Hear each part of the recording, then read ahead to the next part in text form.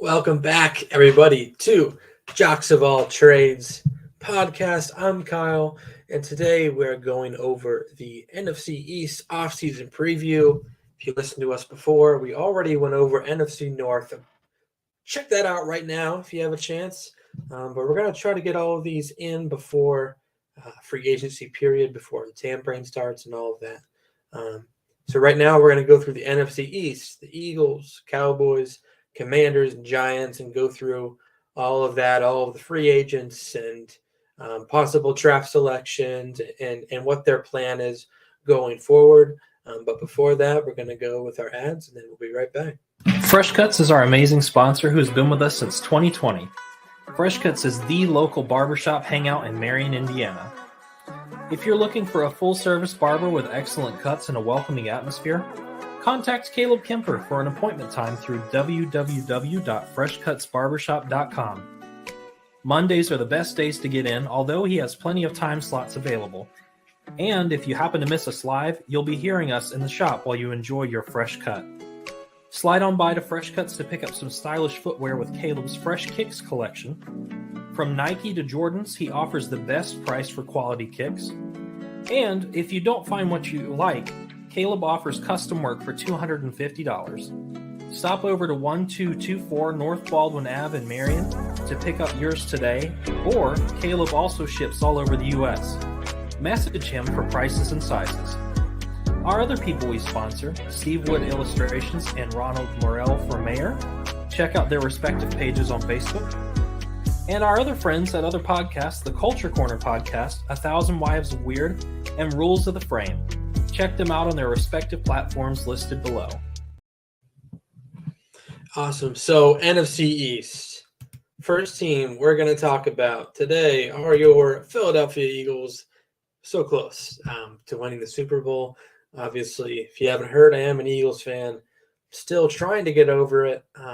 Almost there. At first, it kind of felt like someone shot my dog, But we're moving on. We're getting to the offseason. We're almost there. We're trying to push through it. Philadelphia Eagles, 14-3. Really good year. In all honesty, very good year. Number one defense in the NFL in a lot of categories. And also a very good offense in the NFL. Number one, number two, number three in some categories.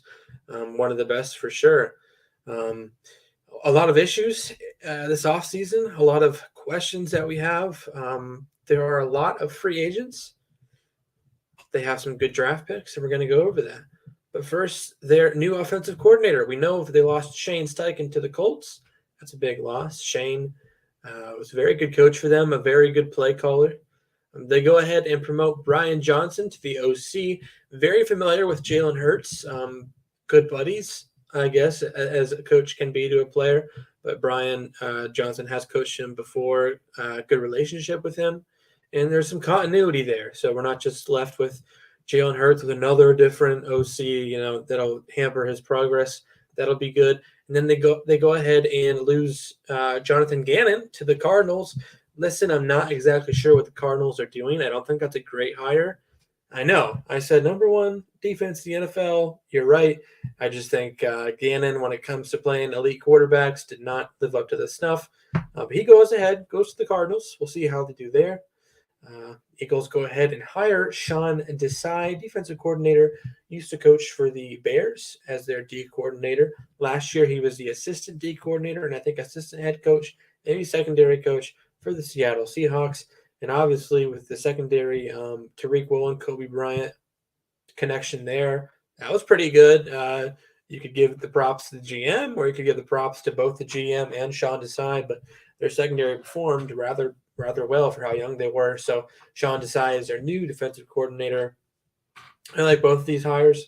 In all honesty, Desai is still a little unproven, as is Brian Johnson in play calling, but I think these are reasonable coaching positions, and I don't think they're going to be asked to do everything. I think Howie, as the GM, does a nice job of, providing his coaches, providing the team with enough talent. So we'll see how that happens. We'll see how he can accrue that talent this offseason. because they're going to lose guys like Javon Hargrave and James Bradbury, C.J. Gardner-Johnson, Isaac Samalu, Miles Sanders. You're going to lose guys like Zach Pascal, maybe Gardner Minshew as a backup quarterback. Linval Joseph and Ndamukong Suh, maybe Brandon Graham, maybe Fletcher Cox, T.J. Edwards. They could get rid of Darius Slay, Marcus Epps. Like, there's so many things this offseason that could happen for the Eagles. It's a very flippy-floppy. We're not sure what's going to happen, but they have negative $1 million right now in their cap space. And they could get over that hump, but reminder to you guys out there that negative 1 million cap space, it's not that hard to get in the positive side.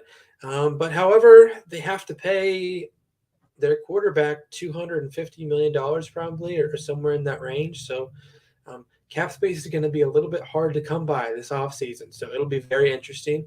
And how do they replenish that? When they lose guys like this, they're going to get a lot of comp picks next year. How do they replace that? Well, it's going to be in draft picks. They have 2 first-round draft picks. Thank you to the New Orleans Saints. They have a second. They have a third and 2 sevenths. Ideal scenario is to trade back in one of those and pick up some 4th, 5th, 6th-round picks to get more players because, again, they lose a bunch of guys. That's kind of how they're going to replenish it. They could also replenish this roster in free agency.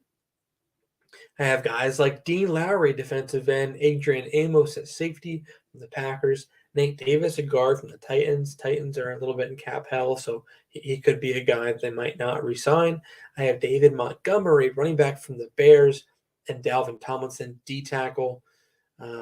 So there's some cheaper options there, I think, that the Eagles could go for. Most likely scenario, I think the Eagles are definitely going to try to retain Hargrave and C.J. Gardner-Johnson. I don't think they're going to get both. I think Darius Slay could be a guy that could be a trade casualty to recoup some picks, but also to get off that contract. I think that's definitely possible. It'll cost some dead cap. They're going to have some dead cap in their overall cap space, but I think to get some money right now to alleviate that burden of being in cap hell, I think trading Darius Slay could be an option. I'm going to put that out there. Could be right, could be wrong, but I'm putting that out there. As for potential targets go, I think a position they'll definitely target is running back. Miles Sanders, we'll see if they re-sign him. I think they want to, obviously, but also I think that getting a running back in the draft and free agency is also a route to go, and probably a cheaper route to go than re-signing Miles Sanders, because you can get maybe a running back in free agency that's a little bit less than Miles. And you can get a guy in the draft at running back, maybe in the second, maybe in the third or the fourth. This is one of the deepest running back classes that I've seen.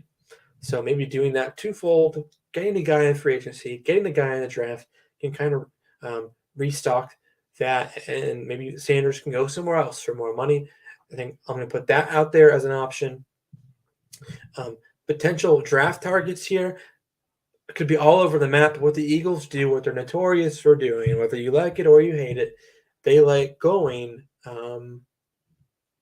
offense and defensive line. They love that. They love doing that. That's kind of their first, second picks.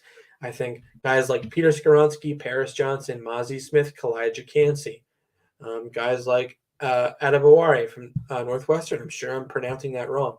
But guys like that. Maybe Nolan Smith as well, defensive end. He lit up the combine. Guys like that, I think along the offensive line or defensive line, it's where they're going to go early. A good corner will probably be there, like a Devin Witherspoon. I think that should be on the table. I think, again, this corner class is amazing from what you've seen, from what you've heard from our podcast. You know this cornerback class is amazing. You've seen our prospects. Devin Witherspoon, Cam Smith, Joey Porter, Christian Gonzalez, Emmanuel Forbes. There's so many corners even past that. Deonte Banks, Jacorian Bennett. So many guys out there that can contribute and play well. Brian Branch at nickel, possibly. So many guys that I think a good pick in one of their first picks, either at 10 or 30, assuming they don't trade back for one of those picks. I think a corner is a reasonable get. I think they could get a good one. Will they do that? I'm not sure, but that's what we'll put out there. Offensive and defensive line first, but if they don't, I'm thinking it's a corner. And I also have Devin A. Chain as a possible replacement. Super fast. One of the fastest guys there is. And for a little mock draft here, I'll give you a little mock draft here. I have Paris Johnson Jr. from Ohio State going to the Eagles at 10. Mozzie Smith, the Michigan D tackle, going to the Eagles at 30. And pick 62 in the second round, I have them taking Cam Smith, corner, South Carolina. And round 3, pick 94, I have them taking Tyjae Spears, running back from Tulane. I don't think Tyjae will be there in the third round based on his Senior Bowl and his combine. I think he's going to rise up a little bit more, but it's possible. But I think Tyjae, A-Chain, any of those guys out there, Bigsby even, I think they met with him at the combine. Those are guys that the Eagles should look out for. And overall, the big question of this offseason is how can they replenish all these free agents? And that is draft picks, man. That's how you build. Draft picks. You sign your quarterback, try to get a friendly deal, but you do your best. And then draft picks, trade back this year, get picks next year with all these comp picks they're going to get from losing these free agents. Find the best guys you can at the margin of where your cap allows you to be, and then just try to draft well. Because we know this offense is probably going to be good this year. They're not missing too many pieces, but the defense will struggle and will be young. So the big question is how do they replace all of this? They can't, but they can start to, and that's by getting guys in the drafts. Second team here are your Dallas Cowboys, America's team. Sure. 12-5. Good year for them, but kind of the same year for them. And this isn't me trying to be mean. This is the reality for them is they have a good regular season. Maybe they beat Eagles one game, lose to them one game, or they beat the Eagles twice. They have some good performances early in the year. Dak Prescott, MVP type of guy. Oh, Tony, they have so many good guys on their team. They have a lot of talent. They play some good games, and they get to the playoffs, and then they choke out. Like, that's not me being mean. That is the reality. And how do the Cowboys fix that? Their first move, apparently, was to franchise tag Tony Pollard. So as of right now, they're paying Tony Pollard and Zeke Elliott like a combined $26-27 million for a running back. Not ideal. That is probably one of the worst strategies in the NFL is to put that much money in your running backs. Now, I'm sure they're going to extend Pollard. I'm sure they're going to restructure Zeke Elliott to get that cap number down. However, it's still not a great look. Cap space. They're not great in cap space right now. They need a little bit of work to do, but I think they can get out of it pretty easily. They go ahead and they sign Brian Schottenheimer as their new OC. They get rid of Kellen Moore, kick him to the curb. He goes to the Chargers. I'm not really sure about that move. Mike McCarthy apparently said that Kellen Moore, while he's a good coach, he didn't really agree philosophically with McCarthy, and they had a little bit of turbulation there. Kellen Moore apparently did not run the ball enough down the stretch. And that's where McCarthy wanted to go. He hated passing the ball. He wanted to get rid of the clock. And I don't know. I don't know if I understand that argument fully or can explain that argument fully, but that's, I'm paraphrasing, that's what McCarthy said about Kellen Moore. So Brian Schottenheimer, he's been pretty much everywhere, man. I don't know if that's going to do anything. I truly don't. When you see his coaching list, you do get kind of concerned that if he's been everywhere, he can't stick anywhere. So maybe this is just another puppet for a McCarthy or a Jerry Jones. I don't know. I like Kellen Moore. I think he was innovative. I think that might hurt them, honestly, but who knows? It is still a players' league. Cowboys, what they're going to do this offseason. We just said Tony Pollard was franchise tagged, so they need to get under the cap. Guys that they have in free agency right now are Dalton Schultz. Don't think they're going to re-sign him. Anthony Brown at corner. They don't like him. Leighton Vander Esch could be a re-sign. However, I think they're pretty loaded at linebacker. I do. I don't know if Vander Esch exactly fits into this league anymore with what they want to do. I think Micah loves him, obviously. And I think Dan Quinn will have a role for him. Obviously, Dan Quinn's a great D coordinator, but overall, I don't know if he's going to be a re-sign. I think if I were running them, I think I'd kick him to the curb, let him test in free agency, see how he does. Donovan Wilson at safety had a very good year for them, I believe. I think they'll want to re-sign him probably over Van Der Esch because it seems like they have a hard time keeping the secondary pieces or drafting them. So Donovan Wilson would be a guy that, like, once you have a decent safety, keep him, lock him, load him, like, keep him around. So there's some key free agents there for you. Draft picks. They have a first round, a second, a third, a fourth, 3 fifths, a sixth, and a seventh. They got a lot of picks, and I'll give the Cowboys credit. They do draft pretty well. I mean, they got Tyler Smith last year from Tulsa. When he was drafted, I knew who he was, but I was like, really? Wow, that's kind of early. Like, what are they doing? But he turned out to be a very, very good player for them. The likes of drafting CeeDee Lamb, likes of drafting Tony Pollard, Dak Prescott in the 4th round. Guys like Neville Gallimore, guys like Trevon Diggs, like, they know how to draft. They do a good job of that. The strategy this year for drafting, I still think they have a lot of needs. It's how do we get over that hump? How do the Cowboys get over that hump of fizzling out in the playoffs? How do they do it? Now, if you would look at most Cowboys fans or the media, they would say, get Dak help, get Dak help, get Dak help. I don't know, if receiver is the right answer, but to remind you, maybe the best team they had was when they did have Amari Cooper, when they did have Michael Gallup, and they did have CeeDee Lamb. They had 3 pretty good receivers. Michael Gallup had kind of a bad year this last year. So how do we get Dak help? That's what we're trying to achieve here. That seems to be the consistent argument, is we need to get Dak help to get over the hump. And they can do that by in the draft or in free agency.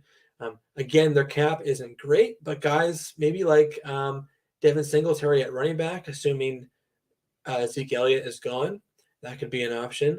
Getting someone like Odell Beckham Jr. at a cheap rate at receiver could be an option for them, just so they have another receiver for Dak to throw to.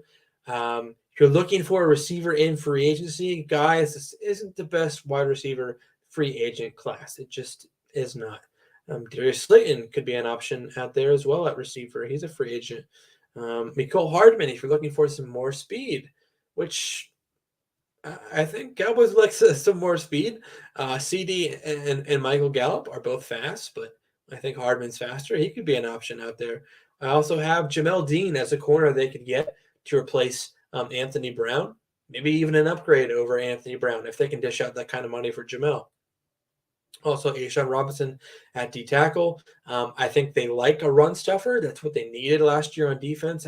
I feel like that's probably the biggest probably the most weak point on their defense is their run stuffing ability. I think A'Shawn could fix up that a little bit. Another potential option to fix this this quandary that we're having of not having enough help for Dak is getting someone in the draft. I have some options. I have Luke Musgrave. I think if you add an possible elite tight end to that mix, this is the deepest tight end class I've seen in a while. I think this probably, for me, would be the move that I would do. Maybe you could even double up at tight end and receiver. Get a Luke Musgrave maybe in the second. Get a Jackson Smith and Jigba in the first, and that should solve your we need to give Dak help issue. Tank Dell at receiver, a guy who's so good at catching the ball and then just doing anything and everything with it. Good rack ability there. Very fast, very electric too. Maybe not quite as good of a receiver as a Zay Flowers, but a very similar receiver. Also, I have Keaton Mitchell at running back for them. 4.38 guy. Again, this is kind of assuming Tony Pollard or Zeke Elliott, if one of them are gone. But I think that's probably the most likely scenario here is both Tony and Zeke staying. Little mock draft for you Cowboys fans, maybe to fix it up a little bit. I have Jackson Smith and Jigba at 26 to the Cowboys. I think he might go earlier than that based on his combine, but he could be. I have Mike Morris at defensive end, the guy from Michigan, at pick 58 in the second round. I did not like his combine, but as a run-stuffing defensive end, I think he could be good there. And again, stopping the run is something that you need, and maybe you can shore up Micah Parsons to do other things. And then round 3, I have Tucker Kraft, a tight end from South Dakota State. Listen, you missed out on Dallas Goedert. The Eagles traded ahead of you a number of years ago. Get the guy, again, from South Dakota State, who kind of reminds me of Dallas Goedert a little bit. Again, if you can get a tight end, a receiver, and a corner with these first 3 picks, assuming, and again, tight end class is deep, cornerback class is deep. If you can get a tight end second round, corner third, or flip flop them, I really think that could take you to the next level. And it definitely should be enough to get it over the hump. That's what I would do if I were the Cowboys. That's the offseason plan. The big question is, how do we get Dak over the hump? And that is to give him more weapons. And that's tight end, receiver, good draft to do it. Next, we have the New York Football Giants. Very good year for them. Surprising year. Congrats to Brian Dable and staff and players. Giants were a pile of trash last few years, but what he did, he really turned them around. He did a really great job of developing Daniel a little bit, getting the offensive line right, finding a running game, playing with broken receivers that aren't very good, and defense doing their job as well. So congratulations to the Giants for a very good year. They have about $44 million in cap space.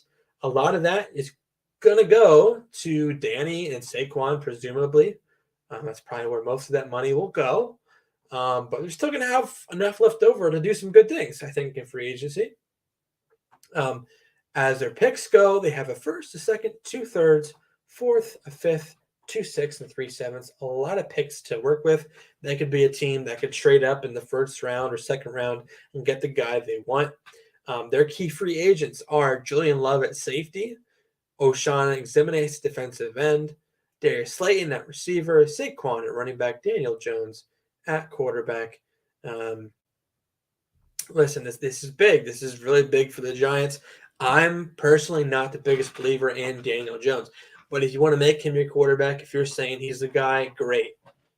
I don't think he's worth $45 million or whatever they're trying to give him, but that's what you're stuck with. You're either stuck with Daniel Jones or trading up for a quarterback and giving up a lot for him. I think Danny's the best option right now for him. So they're going to probably resign Daniel Jones or tag him, and that leaves Say kind of out in the free agent market a little bit.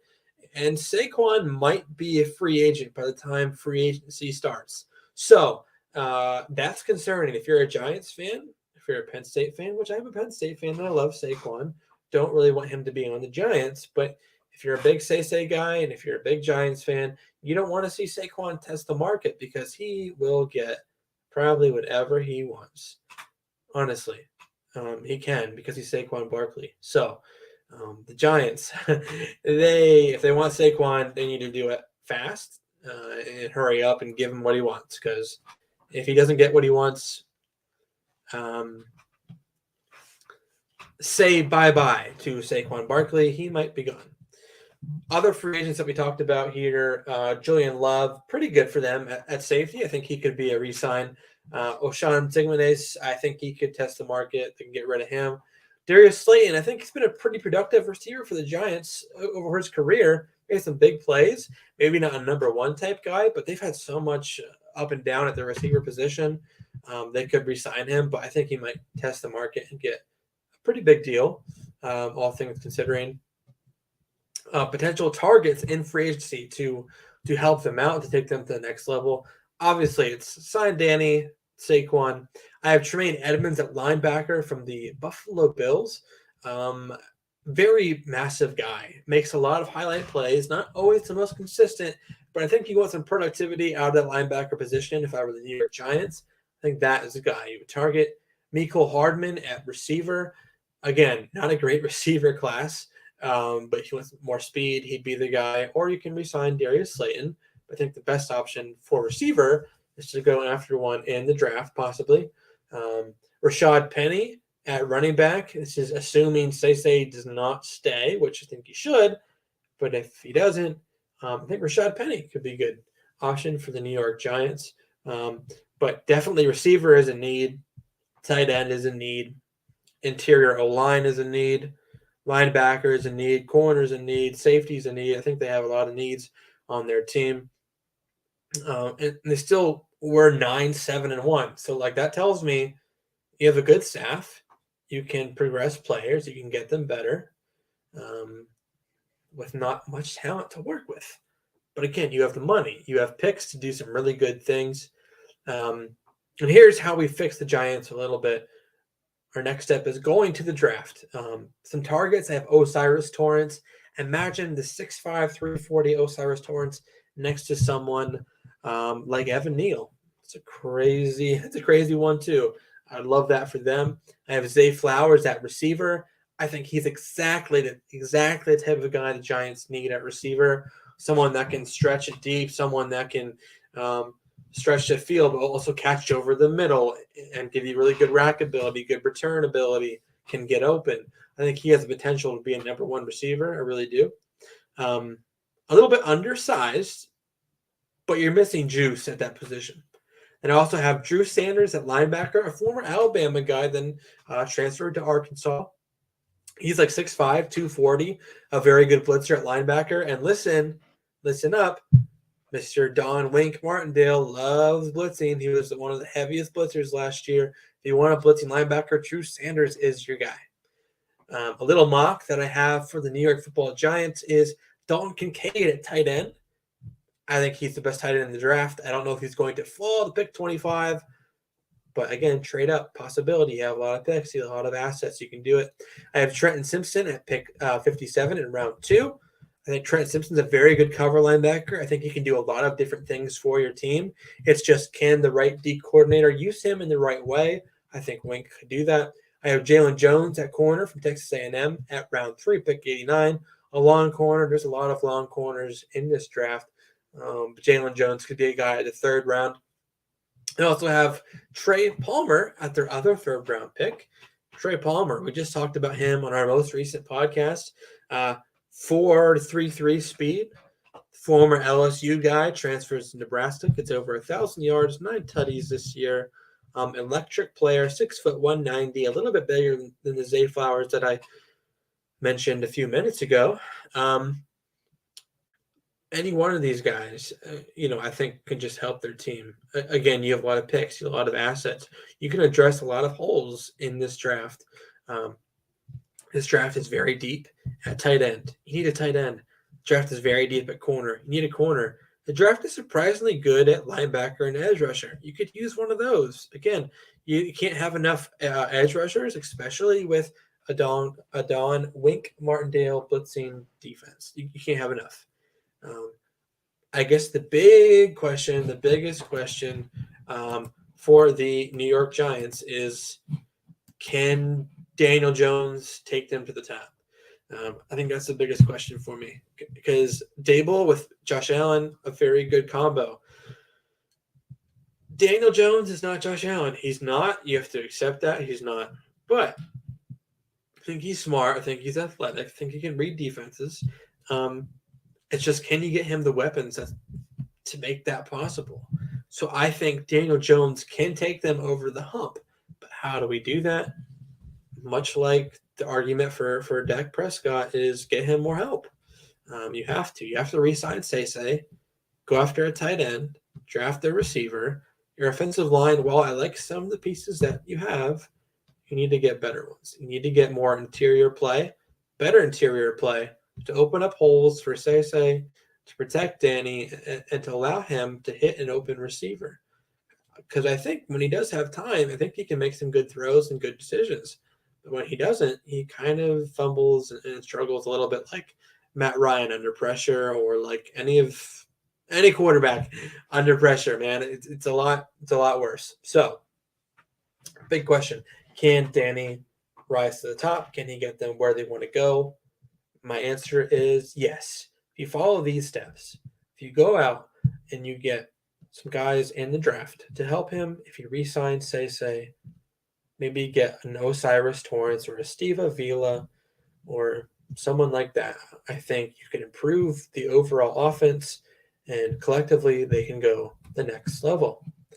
Our last team here for the NFC East, or the NFC Beasts. They are not the NFC least anymore. The Washington Commanders, the least of the Beasts, the least of the list here. 8-1 this year, 4th place, overall okay year. I think they had more good than bad. They have a lot of talent on their team. They have an okay amount of cap space right now, about $9 million, and it actually might be more because when I'm recording, Wentz got cut, and I'm sure that'll alleviate some pressure there. I don't have the exact number, but it's probably more than $9 million. So a decent amount of money that's probably going to go to Deron Payne that they just franchise tagged. Their new OC, Eric Bieniemy, guy from the Kansas City Chiefs. When was he going to get hired as a head coach? When was it going to happen? Well, it didn't happen. However, he's going to take over the entirety of the Commanders' offense, which I think is an overall good move if he can get good quarterback play. Because at the intro of this Commanders slide here, I'm saying they have a lot of talent, and I think they do. Let's go over it. Like, they have Jahan Dotson, right? They have Terry McLaurin. They have Antonio Gibson. They have Brian Robinson. On defense, it's low. You already know their defense. It's loaded with Jonathan Allen, Deron Payne, Chase Young when he gets healthy, Cole Holcomb, Jameer Davis. They got a lot of talent on their team, no doubt. There's some holes they can plug for sure. But overall, this team, like, if you get good quarterback play, or a good play caller like Eric Bieniemy could possibly be, put your guys in the right position, which Eric Bieniemy could possibly do. It could be a dynamite team next year if they can get those things. Their picks right now, they have a first, a second, a third, a fourth, a fifth, 2 sixths, and a seventh. So they have enough to play with in the draft for sure to target some holes and needs and fill them up. Key free agents this year is Cole Holcomb, who I mentioned. I think he's a good linebacker. Taylor Heineke, assuming Sam Howell's the quarterback. I don't know if Heineke will be back. He could go somewhere else, but I think he'd be a good option as a backup in case Sam Howell sucks. Another free agent here is Try Turner. I don't know if they're going to re-sign him. I think he's pretty much average. I think they need to upgrade on that offensive line. That's probably one of their weakest holes is offensive line. So they could re-sign some of those guys. I would say Heineke is the most likely just based on how well he plays with the Commanders and how horrible their quarterback position always seems to be and how it turns out. I don't think Sam Howell is 100% for sure thing. Potential targets in free agency, because I think they do have a little bit of money to play with. I think Mike McGlinchey could be the tackle to target. Obviously, I think you have a need at offensive line, like I just said, and it's not just interior offensive line. It's definitely not just interior offensive line. Charles Leno is okay. I think Sam Cosmi could flip to left maybe, or one of these guys could flip inside, but this Cornelius Lucas, Trey Turner, Chase Rie, Andrew Norwell thing, I'm not loving it. I'm not loving it, honestly. It's not the greatest offensive line that I've seen, and I think you can upgrade it. So Mike McGlinchey could be an option at tackle. Isaac Samalo could be an option at guard. Eli Apple at corner. Listen, I know everybody hates Eli Apple, but overall he's average. I think you could use an average corner. Byron Murphy, I think he could be a sneaky target for the Commanders. I think he has a lot of potential, a lot of speed, a lot of athleticism. Pretty good at playing on the ball. Decent tackler too. I think he could play pretty much anywhere for you. And then they have Jordan Poyer at safety. He won't have to go that far from the Buffalo Bills. A guy that might want a little bit more money than the Bills can give him. And the Commanders have a need at safety. I think that could line up well as well. Potential draft targets for the Commanders to fix their team to take this elite talent that they have at other positions to the next level. I have Devin Witherspoon, the corner from Illinois. Steve Avila, the guard from TCU, again, interior line play. Luke Musgrave, tight end. Tight end's also a need. And I have Sidney Brown at safety, a guy that's like Hufanga from the 49ers, a guy that's just going to come crashing down and hit you hard, but also at like 100 miles per hour. but also he was pretty good at playing the ball at Illinois, had like 6 picks this year. A guy that could really help their secondary out, and they need that help. I know you like Kendall Fuller. Cameron Curl played pretty well. I mean, even Benjamin St. Juste, I think, had an okay year, but I think there's still room for upgrading in that secondary and offensive line, like I just said. So our next thing is this little mock draft that I have for your Washington Commanders here. I have Broderick Jones at pick 16 in the first round, the tackle from Georgia, who I think could slide in and play guard, but also is very athletic enough to play tackle. I have Luke Whippler at center from Ohio State at round 2, pick 47 for your Washington Commanders. I don't think he's going to wow anyone with his athleticism or his speed, or I don't think that's his game. But as being a solid center, someone who can right the ship, someone who can communicate, do his job well, be good in the run game, but also be stout in the pass game, I think he's a very good center. I think he could just be a center piece in your depth chart on your offensive line room. Just be a guy that you can count on, a guy that you can have for the next 5, 6, 7 years, or to 10 years, just to have that continuity on your offensive line. Because the last guy that you had was Trent Williams, and he's gone. You need some continuity. You need some guys that will last a while on that offensive line. Getting 2 right off the bat in my mock, I think, would help. And then I have Hendon Hooker in the 3rd round. I put that name in just sneakily just because I'm personally not the biggest believer in Sam. I think he'll do fine. I really do. He has a lot of weapons. He has a good running back group, a good OC. But if the Commanders are looking to upgrade or just are they open to get freaky in the draft? Are they open for whatever? I think Hendon Hooker could be a good option for them. Even though he is 25, I think he's better than Will Levis. I think he is a very good quarterback. I think he has the potential to start. And I think no matter for the Commanders or another team, I think Hendon Hooker could be a guy that could just start anywhere eventually in his career. So a lot of information in a short amount of time. But the Commanders, the big question for them is, can Sam Howell get them to where they want to go? Can Sam Howell / Eric Bieniemy get them to where they want to go? And how do we answer that? I think the answer is to, yet again, improve upon what we have, is to get him some more help, get Bieniemy some more help. I love the receivers. I love them to death.